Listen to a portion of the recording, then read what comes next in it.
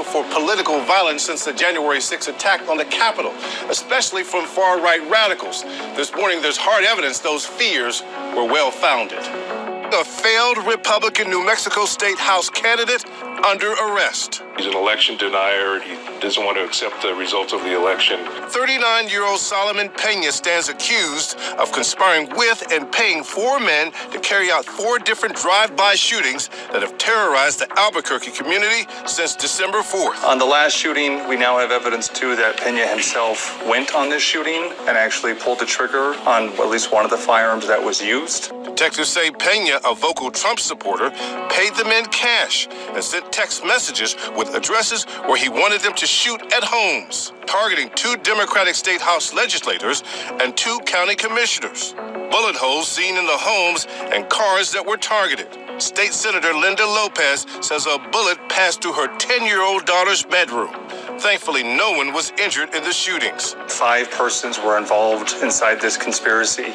Investigators say the evidence they have gathered against Pena include cell phone records, firearms, surveillance footage, and a witness inside and outside the conspiracy. The pressure on President Biden is only growing after more classified documents were found over the weekend at his Delaware home. And now this morning, the White House is firing back, accusing Republicans on the Hill of hypocrisy. Mr. President, are you sure there are no more classified documents? President Biden isn't talking as questions grow over his handling of classified information. Mr. President, how do you think that the classified documents got into your boxes?